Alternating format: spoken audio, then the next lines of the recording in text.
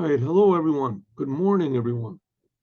This is it's Yom Shishi today, Friday. Soon will be a glorious Shabbos. It'll also be Shabbat Mevorachim, the Shabbat, the last Shabbat of the month of Tammuz, and we bless the month of Av. Month of Av.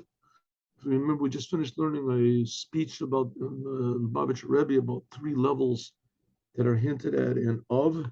Av is bad, terrible. Of menachem, of comforts of, and then of also means mercy, that Hashem has mercy on us and He does away with all the troubles totally. So hopefully this month of we'll see it.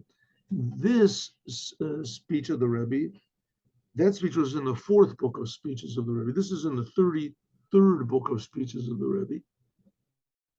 Altogether, there's been printed like 39 books of speeches of the Rebbe. These are speeches that the Rebbe saw and he went over. They're really much more than that. So here we're talking about the vision of Jeremiah, which we're reading about in this week's Haftorah, in this week's Haftorah portion. From that we read after the regular Torah portion, we read a small portion called the Haftorah, and there we read something usually from the prophets. And this week we read from Jeremiah, which these are the 3 weeks.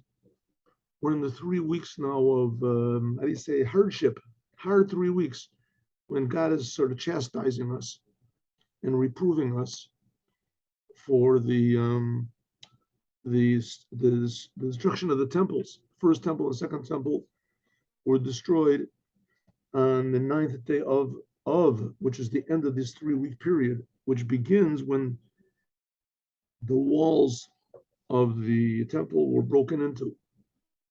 The walls were broken. It took 3 weeks. Really, the fact is, it took much longer than that. It was the dates are the 3 weeks, but really, the whole process took longer. Good. So. So the Rebbe says like this: Jeremiah saw this vision, and in the vision, God says, "What do you see, Jeremiah?" And He shows him a staff from an almond tree. He says, "I see a staff from an almond tree." And God says, "Very good. You saw it because the word in Hebrew for almonds is shaked, and the word in Hebrew for like being concentrated and doing something, without delay, is also shaked." This is because I'm going to shaked to do this. I'm going to send from the north a destroyer. He's going to destroy the temple. He's going to punish the Jewish people because of your sins. And to a certain degree, we're repeating those sins right now because that's why we're reading this. But in the end of the Haftorah, is God says, listen, the fact of the matter is I'm going to, it's going to really be bad, terrible. In a lot of ways, the destruction of the temple was worse than the Holocaust. The Rebbe writes about it in his letters, but if you think about it, it's true, because the Holocaust, as terrible as it was, as unspeakably grotesque as it was, but it didn't really affect all the Jews. There were a lot of Jews that were like in America, and there were Jews that were that weren't in the area where the Holocaust was. There were Jews that were in Russia. There were Jews, and it and it's true, about 1/3 of the Jews were killed. But it seems that from the Holocaust, first of all the Jews, from the destruction of the temple, all the Jews were together. They were all living in the land of Israel. In the second destruction, there were some Jews that were still scattered a little bit. They stayed in Babylon. There were some of them, but nothing like in the time of the Holocaust. Jews were all over the world. In the first and the second temple, the Jews were pretty much all concentrated together, and also the Holy Temple was like the center of Jewish identity. It was really like God's presence was really in the world. You could go to this building and you could feel that you're a creation, that God is creating you, and that was destroyed. That was a big shock to all the Jewish people. And it could be that a greater percentage of the Jewish people were killed. God have mercy. In the first and the second temples, it says that there were rivers of blood. Okay, in any case, let's go back to our positive side. God shows Jeremiah this staff, and he says, what do you see? He says, well, I see this staff from a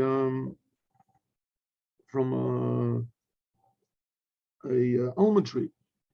And God says, yeah, but that's because I'm going to be very quick and concentrated, and they say alacritous to get this job done.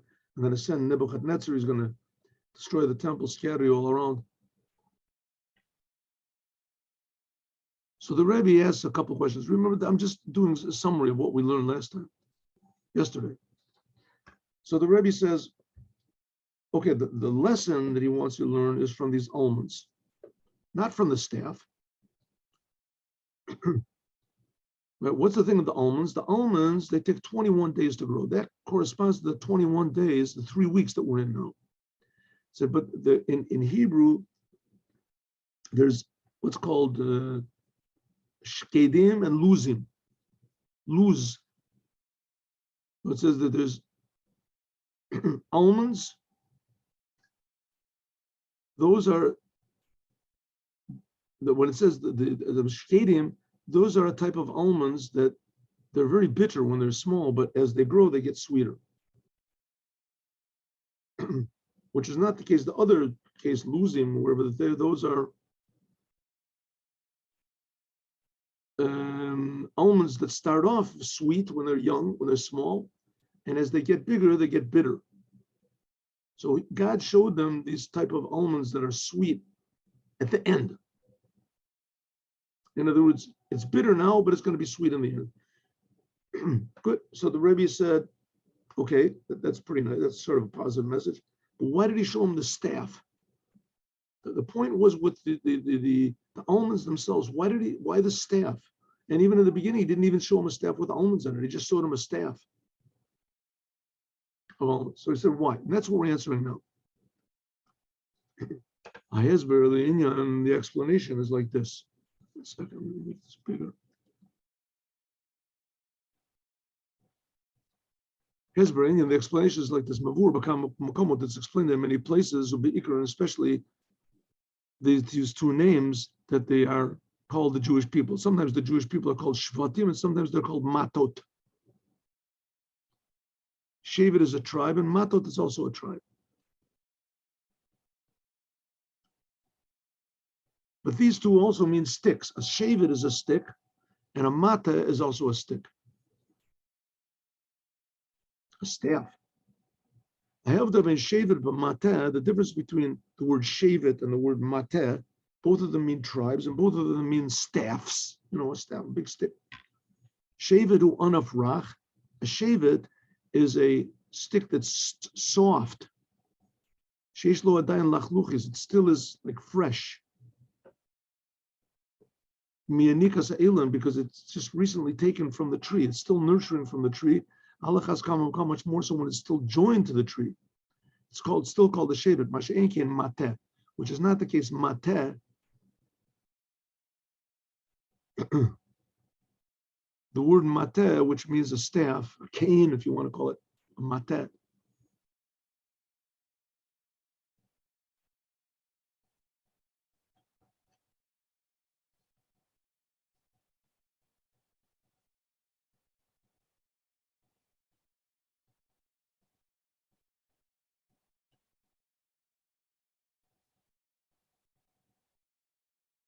After it was taken off from the tree, kavarnit yabish, it's already dried, and it's hard. Because of this, or a shevet, a stick, which is called a shevet, the soft one, in the beginning it's soft, but afterwards it becomes a mateh. Then it becomes a staff. So a shevet means more a branch. And mateh, that means a staff. What does this have to do with us? Well, God showed to Jeremiah a staff, not a branch. Shevet Moramez or Bnei Israel, the Shevet, a branch, this indicates, now both Shevet and Mateh, this is the tribes. The tribe, it also means tribes. This hints at the Jewish people when they are joined to their source. Shebachlolis in general, this is the time that the Holy Temple was standing on its place. Bnei Israel Yoshvim, the Jewish people are on their land. They feel that they're God's people. That's the essence of the Jews. Anu Yecholim, we are able, we're able to, any Jew could go up and see and bow down in front of God. Surrender to God. As in Nirgash Yisrael, then it was felt by the Jewish people, the source of their place, Ilana de La'ela, the what's called the upper tree, the tree of life. That's the true nature of the Jewish people. Jewish people are God's people. Temple. Which is not the case. Mateh. But that's like when the Jewish people are like a branch. A shevet, which is not the case. Mateh, a mateh, more this indicates al matzavam shel bnei Israel, how the Jewish people are in exile. Shalom nikar, that is not recognized as begila chiburon l'makoro. The Jewish people aren't connected to God. Right? You look at a Jew, you don't think, oh, it's a godly person, one of God's people. Huh? Look at the people in the Yevtsektia or the wood, not connected to God. We don't see any sign that they're Jews. They don't. The Jewish people, they don't see godliness. Also, you can't blame them. The ad sheyesh halamos, that there's concealments out of avodah, so the service of God. There's all sorts of difficulties and obstacles to even having Jewish identity at all. And that a Jew has anything whatsoever to do with God. And when a Jew decides he's going to, maybe put on tefillin or do something Jewish, there's all of a sudden his phone rings, all of a sudden, but this Mitkala is revealed, Tokfo Shel Ish Yisrael, the power of the Jews. That he overpowers all these difficulties, and he makes war against all of the opposition. He reaches the completion of service.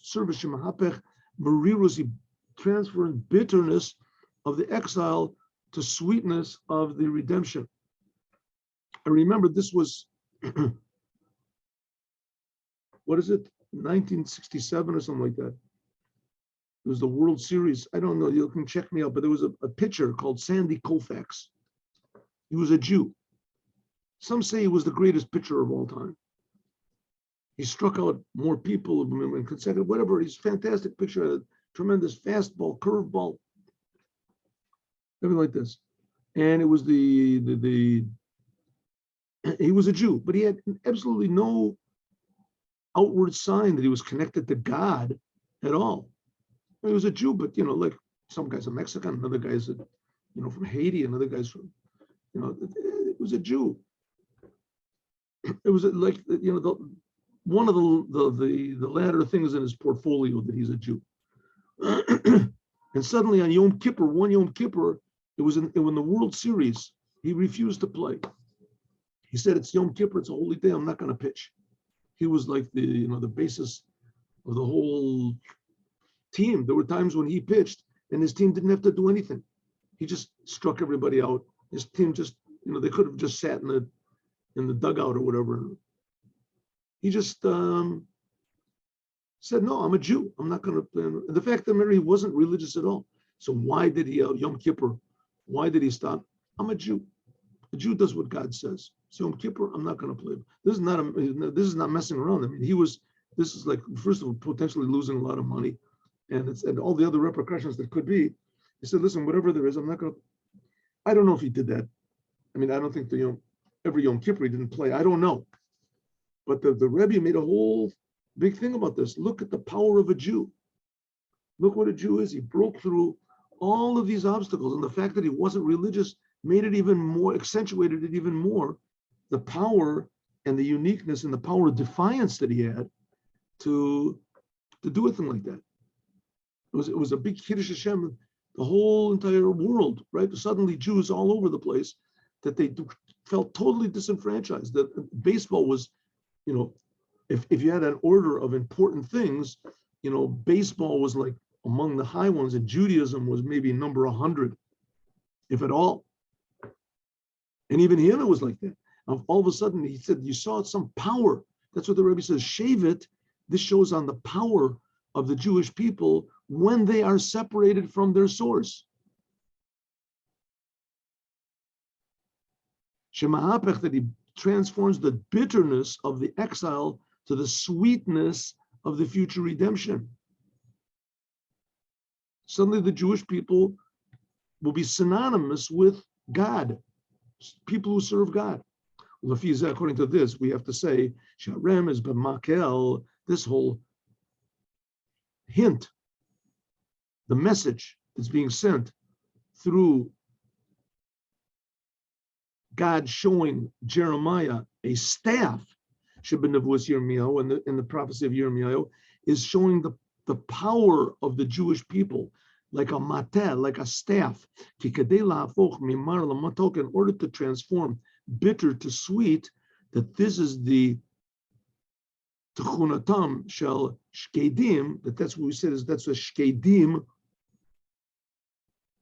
You have to have a power of a makel, not a shevet. You have to be strong, firm, brave, happy. When the soldiers go into war, so they sing a song of victory. The Yeshlomer, we can say that this whole idea of being strong, firm, assertive in your Judaism, this is also that is hinted at by a staff. Shayach l'inyan ha'mehirus is also connected to the quickness that you have to have of a shaked. It says that the fruit, almonds, says they grow faster than any other fruit. 21 days. That it brings out the flowers and it develops into a fruit faster than the other fruit trees. That's what it means in the prophecy of Jeremiah. Makel shaked.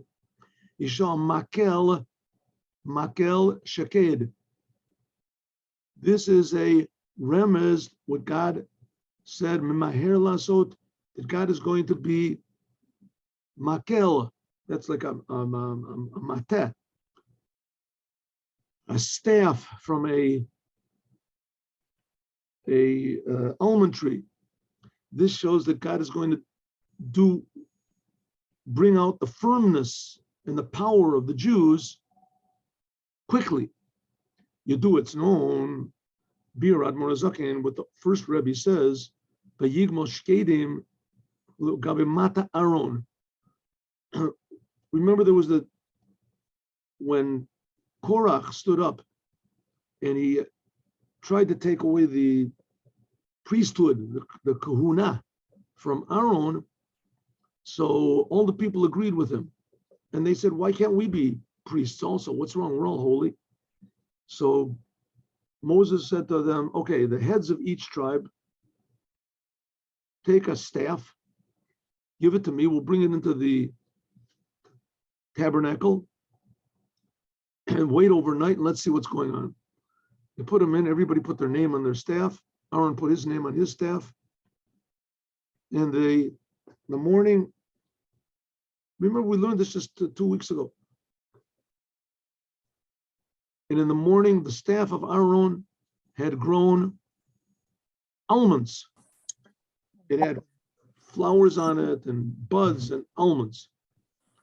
The Alter Rebbe explains, Vayigmol shkedim, it says that the staff of Aaron grew almonds. Gabi mata Aaron, regarding the staff of Aaron, the Kohen. Shabirchas Kohanim, that the blessing of the Kohanim, Poalim, that what is the whole idea of a Kohen? The Kohanim bless the people. I mean, now, the fact is, everybody can bless everybody else. It says all the Jewish people have the power to bless. The Jewish people themselves are supposed to be a blessing. Right? That was we read this just a couple of weeks ago also with Balak, right? Bilam said, anyone who blesses the Jews gets blessed. Right? Gets blessed. So the Jews are a blessing. But the Kohanim, they make the blessing come down quickly.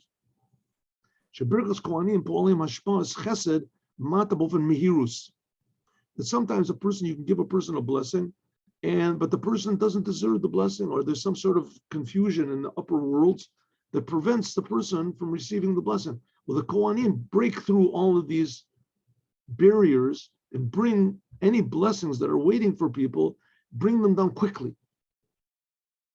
Also, they make new blessings also, but nevertheless, the main thing of the Kohanim is quickly.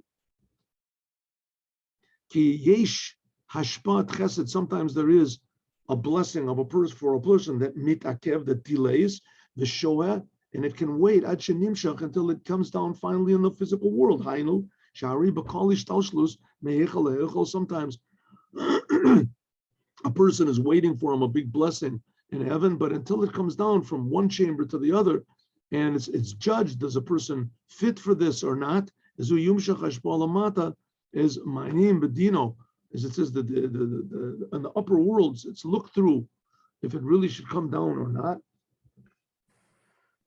Right, like people that have problems with circulation, right? The circulation problems.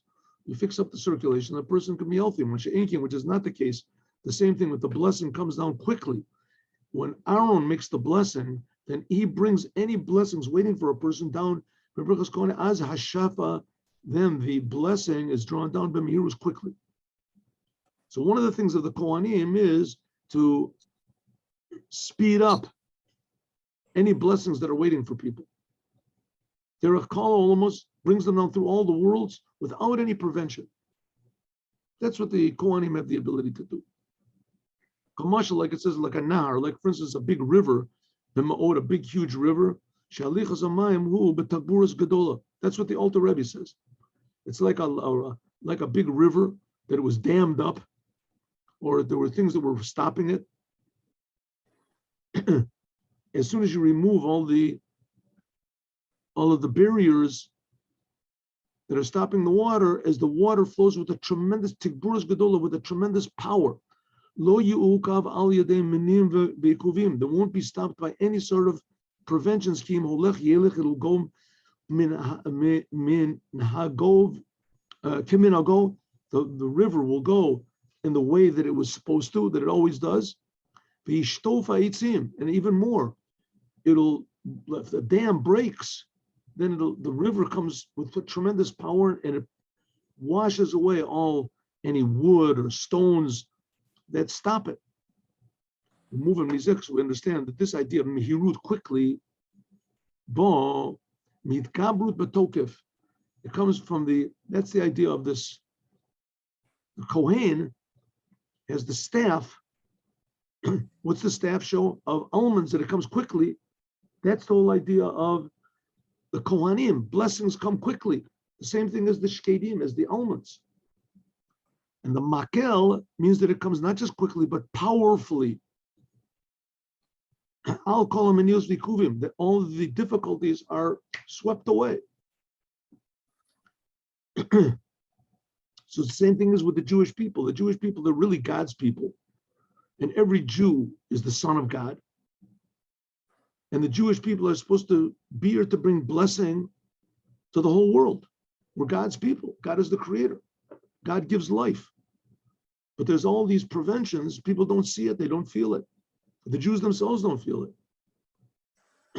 So that's the whole idea of this prophecy of Jeremiah. We are now in exile. We're like a staff that's separated from the tree. But this also gives us power. And especially what type of a tree? It is a tree of almonds, which is quickly. So it shows that the exile will cause in the Jewish people at some time. I don't know when this is going to happen. I mean, we've been waiting for like 2,000 years already. But we're not giving up. The Rebbe is saying even more. This is imminent. It's just waiting for us. Breaking through all the barriers. Suddenly all the Jewish people realize, hey, we're God's people. I'm God's person. You do him. It's known. The words of the Shlah. Shlah was Rabbi Yeshaya Horovitz. Yeshaya Horovitz. He lived like, I don't know, before the Alter Rebbe, 300 years ago, something like that. Before the Baal Shem Tov. The words of the Shlah share that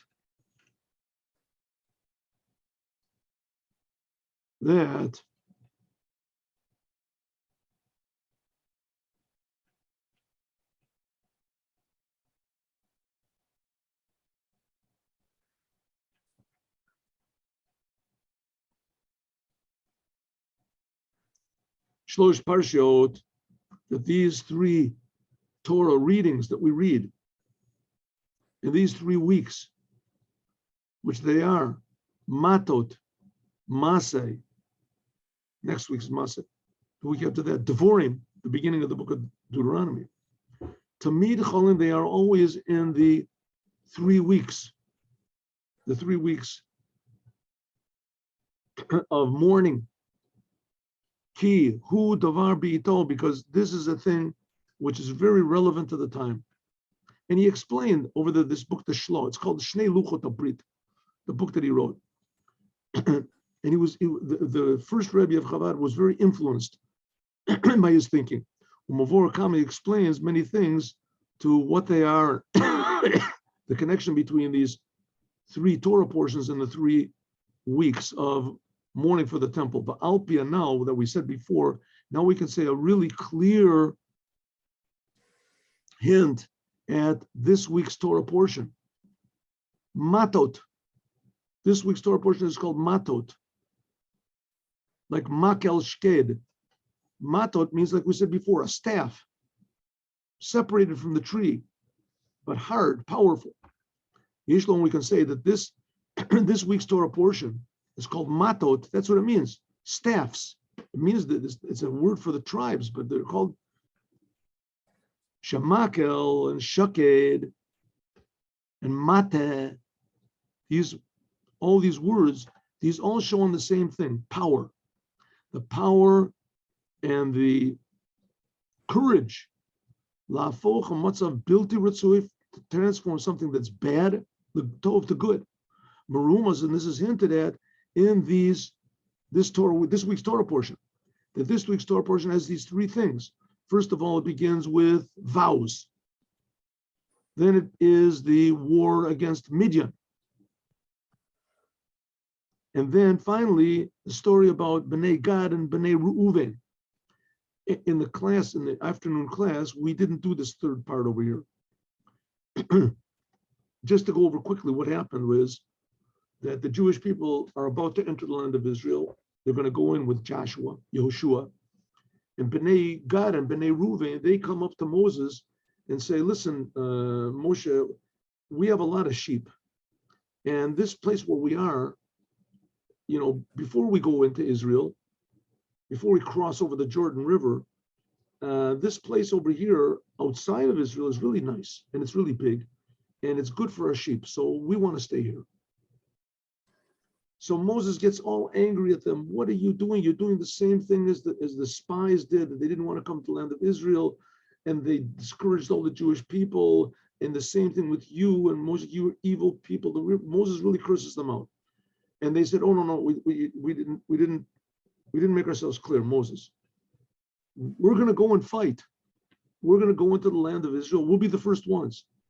We'll go into the land of Israel. We'll fight the battles. We have to destroy all these kings and these, it says that all of these decadent peoples that are living in Israel. And we're going to fight. And then after we won the battle, that's 7 years. 7 years, we're going to fight. We're going to battle with all the rest of the Jews.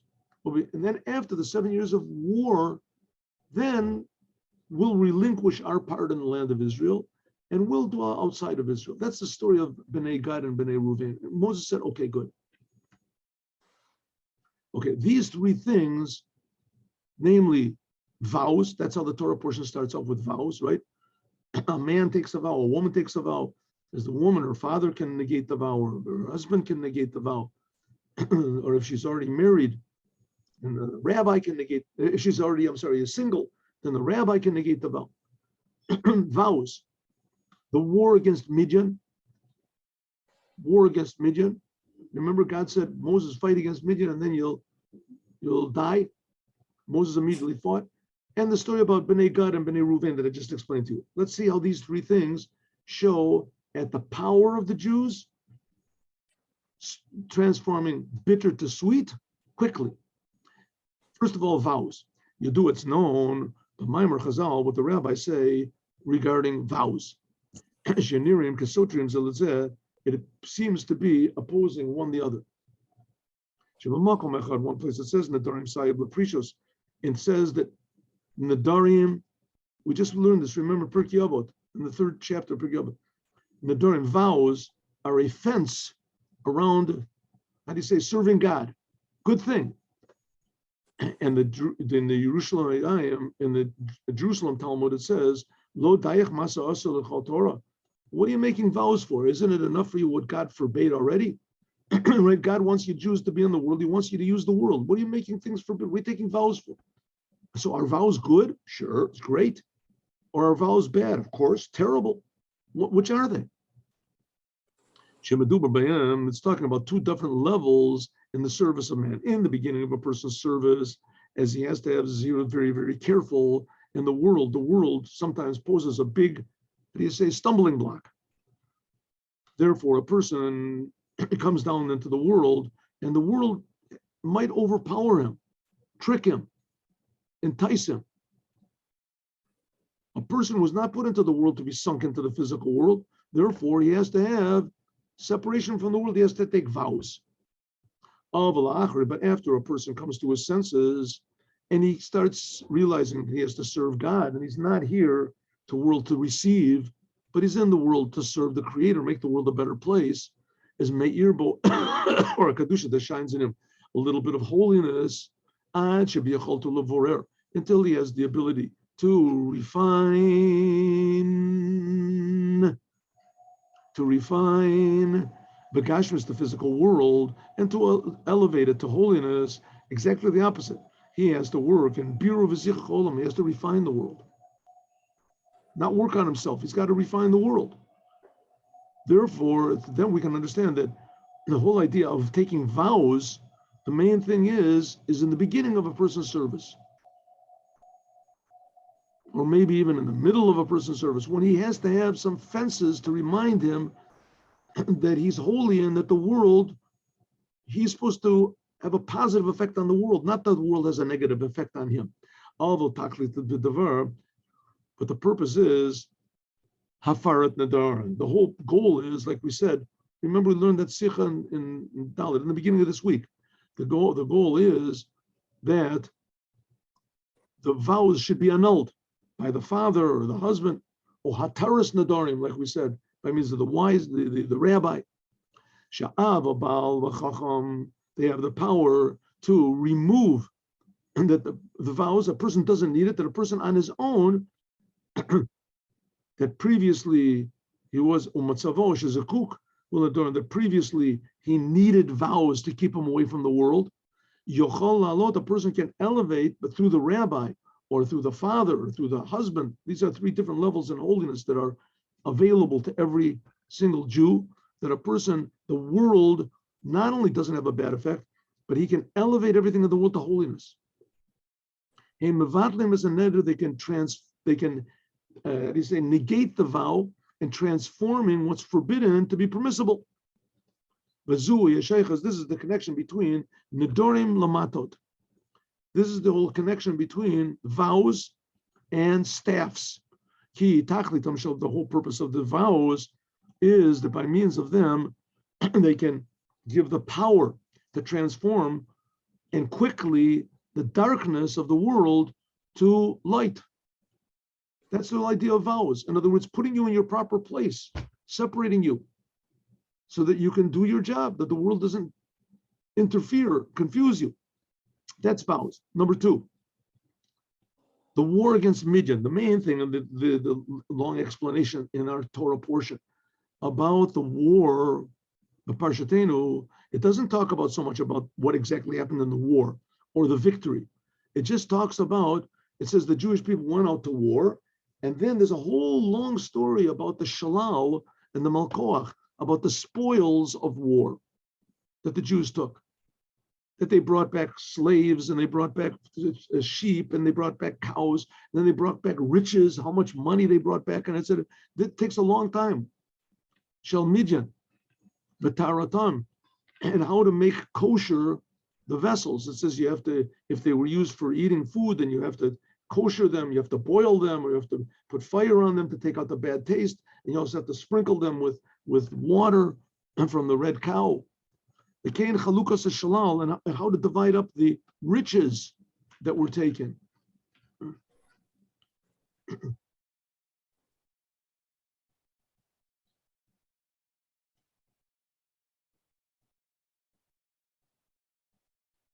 Because the whole idea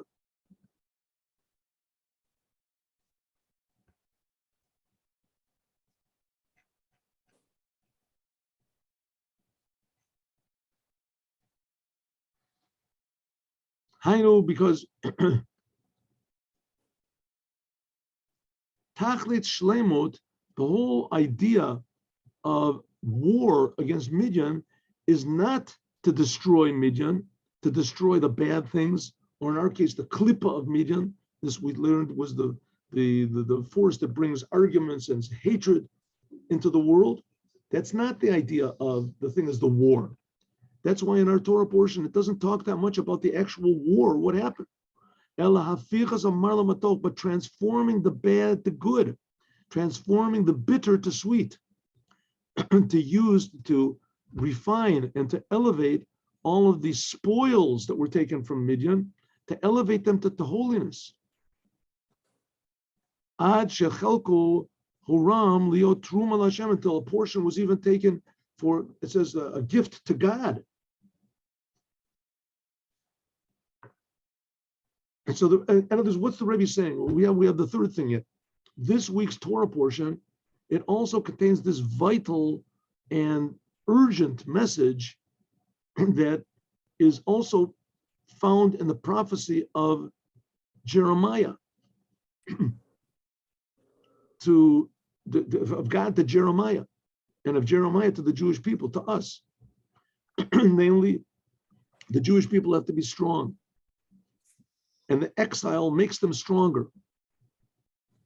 And it demands from them that they have to be strong and that they have to be alacritous. They say constant, bring out their true Jewish identity.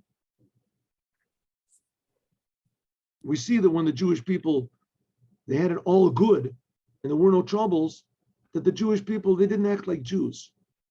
They acted like normal people. God took them out of Egypt. Right, as soon as there was the first trouble, let's go back to Egypt. After the Torah was given, Moses didn't come down from Mount Sinai. Let's worship the golden calf. They kind of came into Israel. They defeated all their enemies. Right, as soon as Joshua wasn't there, let's worship idols. Let's be like the non-Jews. Let's forget our identity. The first temple was destroyed because of that. The second temple was destroyed by that. Now the Rebbe says, okay, the Jewish people were lacking determination. They were lacking courage, defiance. They were lacking identity. They were like a weak branch, a soft branch attached to the tree. They had it too good. It was too obvious to them that they were Jews. They took it for granted. God said, okay, what am I going to do?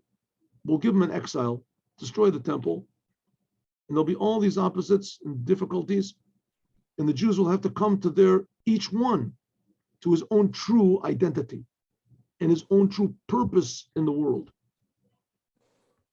Every Jew is here with a purpose. That's how the book of Tanya starts off. As soon as you come into the world, God gives you an oath. You're here for a purpose, to transform the world. By what? By bringing out your true identity. You're a son of God. You're a servant of God. Every single Jew, without exception. That's our true identity. That's who we are. It's not a thing you have to read about in books. It's not a thing you have to hear from the rabbi. Every Jew knows it. But in order to bring this out, you have to read it in a book and you have to hear it from the rabbi. And that's hinted at by this week's Torah, first by the staff, namely that when it's separated from the tree, it becomes very strong and powerful, and quickness, and that we have to transform the world quickly. This is hinted at, says the Rebbe, first of all, by vows. Vows are things that bring you back to your true identity, who you are, until finally you don't need the vows anymore. When the world starts making you trouble, so a person makes a vow, again, today we don't make vows, but say Belin Eder makes a vow in order to remind him, who am I? What? Put yourself in the proper place. That the world doesn't get too dominant. That's vows. The war with Midian is the same thing. The Jewish people defeated this power, this urge of meaningless hatred, but that's not the main thing. The main thing was the spoils that they took. That from Midian there came great riches. Same thing from the exile will come great riches. The same thing with vows. The main purpose of the vows is to nullify the vows. And finally, we have Bnei Gad and Bnei Ruvain. Chashashu, Moses worried. Why did he worry? When Bnei Gad and Bnei Ruvain said, we don't want a place in the land of Israel, he said, your brothers are going to go to war and you're going to sit here. They don't want to fight with Canaan. So it is also spiritually. That the reason that Bnei Gad and Bnei Ruvain wanted to remain on the other side of the Jordan, Eretz Mikneh, a place of grazing land, is because Shebachru, they wanted to be shepherds. Esakam of Shiris, which is a work, a job, which makes possible that they could separate themselves from God. Separate themselves from the world, I'm sorry. They could sit there was no surprises. You're a shepherd, there's no surprises. You should sit out and watch over your sheep. Once in a while comes a wolf or something, a bear comes, a sheep strays around, you know what to do. But it's not all of a sudden the phone rings and all of a sudden there's problems over here and problems over there, and you're out in the middle of that's what they wanted. Basada in a field far away from the problems of the city. That's what Bnei Ruvain and Bnei Gad and Bnei Ruvain, they wanted to be shepherds like the forefathers were, right? Abraham, Isaac, Jacob, all of the tells in great length how Jacob was a shepherd, he had sheep, because they had to be separate from the world. Also, the tribes, they were shepherds, except for Joseph. Joseph was the only one that wasn't. And the Rebbe says in another place, that's okay before the giving of the Torah. But after the Torah is given, God wants you to be in the world. They wanted to be Bnei Gad and Bnei Ruvain. They wanted to be in this grazing land, to be shepherds, so that they could always be connected to God. This is what Moses said when he repeated them. Your brothers are going to go to war. It means that the main thing of the service of a person is to go and fight with the physicality of the world, to fight with the falseness of the world, in order to refine the world. And therefore, he made a condition that if you do this, if you go over and make a war with everybody, and you go to war, then that's different story. So that comes to tell us we have to make a war. We're in this world in order to understand that there's bad elements in the world that we have to fight against. In our case, fighting doesn't mean to destroy them. Fighting means to educate, but for sure not to let them defeat us. That's the end of our Torah portion, the story about the building of the cities of Sichot and Og by means of Bnei Gad and Bnei Ruvain, that they built up these cities on the other side of the Jordan River by Bnei Gad and Ruvain in a way that Moshiach Sham, that the gates that had been relevant to idolatry. Bnei Ruvain hesavu et shamam the shmot acherim it hapech hashuch al namely they transformed. These cities used to be called by names of idolatry, and they turned them around to other names, transforming darkness to light. Some also say that they wanted to be where Moses was, Bnei Gad and Reuven, because Moses also didn't come to the land of Israel. And they say that Moses wanted to be outside of Israel because he wanted to be with all the Jews that had died in the desert in the 40 years.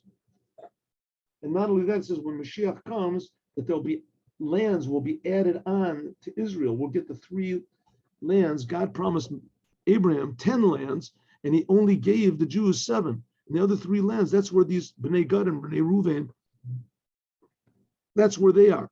Moab and Ammon and Edom. So Moses wanted to be with them. Whatever reasons it is, they conquered these lands and transformed them from idolatry into good. That's the whole power of the Jewish people. Therefore, we read this in the Bein HaMetzorim, and therefore we read Parshas Matot, staffs, in these 3 terrible weeks to show that the whole purpose of these days are to transform them from bitterness to sweetness. Shiahabchu liyomim tovim, that they will be transformed to good days, days of joy and rejoicing. In the Geula Atidah, in the future redemption, b'meira b'yameinu mamish, quickly in our days, really. So not only is there hope, there is hope, but also that's our goal, and it's going to happen for sure. The Jewish people will come to their senses and will realize that we're God's people, and that will benefit the whole entire world. The whole entire world now has become empty. People are running around like rats in a 3 blind mice. They're just running around. They have absolutely no idea. They make up all sorts of things, right? That the right is wrong and wrong is right, and the Jewish identity, and the head of a lot of these very strange, self-destructive movements are Jews. But everything will turn around, as improbable, as impossible as it seems, but it'll be a big miracle, and everything will transform, just like the bitterness to sweetness of the almonds. The bitterness will sweetness, and the quickness, the change will happen in 1 minute, together with the Rebbe, Melech HaMashiach. We just have to read his teachings, understand his directions, and the whole entire world will transform to a place that is good and blessed and happy and healthy and meaningful with Moshiach now. Now let's do the Yom Yom.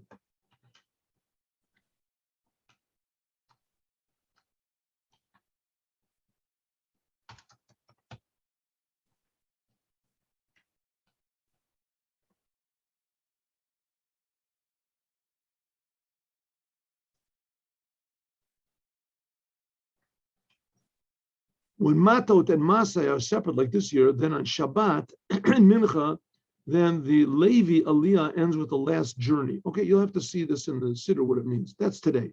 Let's do tomorrow's Shabbos. From the Tzemach Tzedek, one of the sayings of the Tzemach Tzedek, a panini, a genuine chassid, a genuine serving God, asking for a blessing for serving God. This means asking for how do you say it, a blessing in vain. Hard work is a necessary thing. Our job is not to make life easier. As far as learning Torah and doing commandments goes, that has to be hard work. To wake up in the morning and all of a sudden you know all of the Talmud. Your heart is open to prayer, right? That'd be a wonderful thing. But it says, but having hard work and working on yourself is better. Have a good day with Moshiach now. Hope to see you on Sunday, 8:15. This is Shabbat Mavorchin.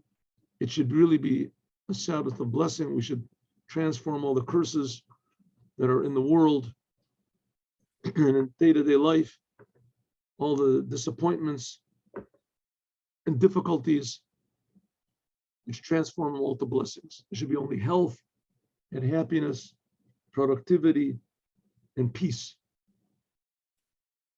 Shalom, Shabbat Shalom with Moshiach now.